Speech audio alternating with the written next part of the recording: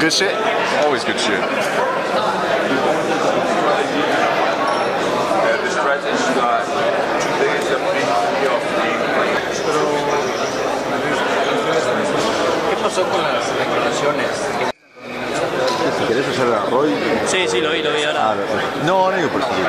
You know, the UFC is the biggest and best organization in the world. It's going to be tough because I anticipate being in a tough fight. You know, I think Roy and I are going to have a knockdown, drag-out fight.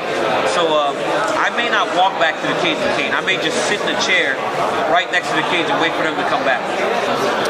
DC. What's up, man? Taking on Roy Nelson, 166. Roy Nelson said if he can't stand with you, he's going to try to take you down. Not happening. You've never been taken down in 12 fights. What's the chances that Roy is able to take you down? I'm not getting taken down, man. You know, I take a lot of pride in my wrestling. I spent a lifetime developing that skill, and I don't intend on giving up a takedown. I know this fight is reported that you're weighing roughly about 220 right now. 227, 228, somewhere in that area. Yeah. And you normally fight in the 240s. Yeah. So I'm assuming because this is your last fight at heavyweight, you're just kind of start the gradual descent. Gradually bring it down, and now I'm at a weight where I feel safe. I can get to 205, and I feel strong enough to fight a heavyweight. Right. Do you feel that you're going to have more speed over Nelson? I think I'm going to be a lot faster now that I've lost this extra weight. But also, he's smaller now too. Right. That's noticeable. So I think it's going to be a good fight. You know, I still don't think that his speed is going to match up to mine. It's something that's naturally a little quicker than he is. But I think it'll be a good fight. We know in the Olympics you had some issues with the weight cut there.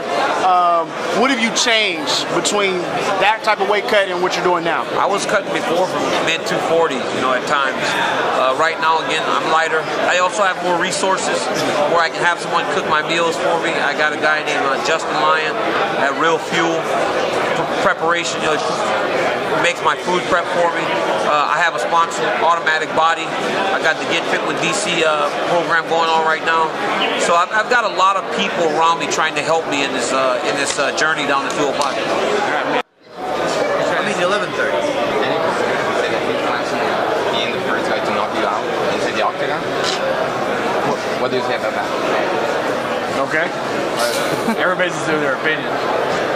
Daniel's never had 12 fights, never been taken down. You stated that if something, happens on the feet and you have to take him down, that's where you're going to try to go with it. How confident do you feel that you'll be able to get someone down that hasn't been down in any professional fights? I don't think he's fought a Roy Nelson before. This is the first time I'm fighting him, so I think it's definitely a first for him, and this is the first time. All I know is after the 19th, he'll never go, hey, I want to fight Roy Nelson.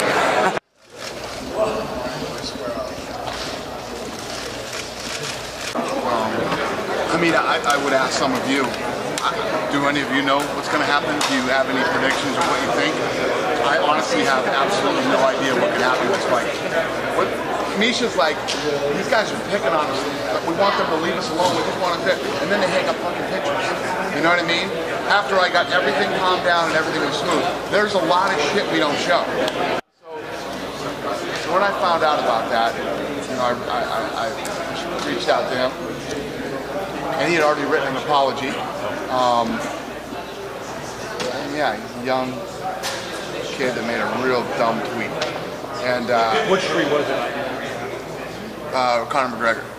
So he apologized. I talked to both Misha and Ronda, and both of them were like, whatever. It beats Uriah Hall. Yeah. So think about was Uriah Hall not one of the sickest knockouts you ever seen? And this one beats it? Picture how fucking scary this knockout is. Roy waited till the end of his contract. We owed him a fight, and we offered him a fight, and if he didn't take it, we'd have to extend his contract, So he took the fight instead, I just feel like he played the whole thing the wrong way. Was he free to sign elsewhere? Like if he wanted to sign with Bellator, theoretically, could he have done that? Yeah, well, we have the matching rights. So you got that same thing. We're not scumbags. We let the guys go out and actually find out what they're worth, and then we match them or he alluded to the fact he won. That what? He just said there was hypocrisy and he wasn't a free agent. Who? Roy? Roy's no fucking genius, okay? You know? Roy should have had something. Roy didn't even know that he didn't have to fucking take the fight. Roy didn't even know that. There's a lot of things Roy doesn't know. Happy to hear you say that. He doesn't know grooming. He fucking doesn't know about his contract. There's a lot of things he doesn't know. Well, he said the media would come off the short. 1 second. Hold that thought. You realize Roy came onto the Ultimate Fighter and had a fucking contract with another promoter and didn't know it. Did you know that? Yeah. I had to buy that other promoter out for Roy's contract during the fucking Ultimate Fighter. Okay? That's how smart Roy Nelson is. And I could go on for days. And as he starts asking his questions, I'll probably think of 4 more things on how fucking smart Roy Nelson is. Go ahead. Embarrassing thing. The fact that that guy got paid $17 million for that fight. And can we put that in context of what we've got this weekend where, you know... Come here, Kia. Fucking punch in that fight. There you go, ding ding, those guys walk out toward each other, he throws a punch like this and goes, the whole round him like this. Did you fucking see that? I did. Then did it the whole fight. He should have been disqualified. He should have been disqualified for that. Then in the 12th round, he didn't throw any punches. That's all he did the whole 12th round. Crazy things happen. Right. So what if whoever knocks him out and then we never get to see the rematch? And I guess we don't get to see the rematch. It was just one of those fights that, you know, It'd be a shame. he wants to fight Glover. Given awesome Teixeira. What if he goes in and fucking John Jones knocks out Glover Teixeira, and then that rematch is going to come? And what if Gustafsson destroys the guy he's fighting? How big's that fight going to be? Right? Who's he fighting? Negative Nelly over here, right? What if it goes the other way? Let me flip the positive on you. How big's that fight then? It depends on who Gustafsson's fighting. Oh, it does? Who's he fighting? Oh, so if Gustafsson fights what? Who's some fucking schlum in the 205-pound division that he might knock off that people would be bummed out that he fought that guy? I'm trying to get you to say I know, your negativity is not working on me today, okay? I want to see the fight right away. Yeah, well, too bad, it ain't happening. Right. He wants to fight Glover. You talked Fedor till you're blue in the face, but I gotta ask you, he said this week, the reason he Me and Lorenzo were fucking laughing about that. So Yeah, I hated him. Who did I hate worse than Tito?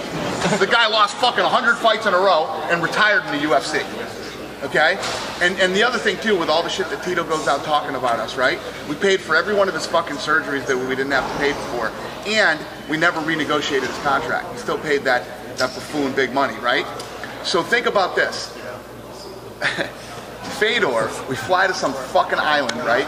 To go lay out this contract deal for him that they laughed at and turned down, and I guarantee you the reason it's fucking hitting that dude now, right?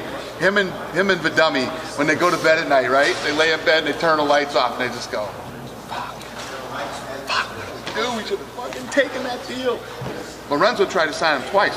Lorenzo's a nice guy, fucking nicest guy in the world. He's not me, right? You didn't sign with Lorenzo either. Lorenzo went to you twice and tried to sign you. We had to build a fucking stadium in Russia, and we had to do all this stupid shit and stuff that no normal fucking human being would do. Craziest fucking trip I ever went on in my life. Yeah. I'll tell that story someday. No details now? No. If you had one regret, is that the one that you... It's not even that I regret it. I mean, we did... Dude, when I tell you we did everything... Someday I'll tell the story of how much we offered that fucker, too. Biggest time like the present. People will fucking shit. Is it the biggest in history at the Yeah, time? it made no sense. This was one of those deals where it's like, this makes no fucking sense whatsoever. And literally when we got on the plane, when we were flying back, we're like, thank fucking God they turned that offer down. Did they ever even get to a point where they took it in a room and said, let's think about this and ask for a little bit of time? They had some guy there whose mother was the mayor or senator of some state there. He's sitting like this the whole time. He's got his fucking suit on and shit. We made him the offer and he's like, he like starts laughing at the offer. We're like, fucking laughing at the offer?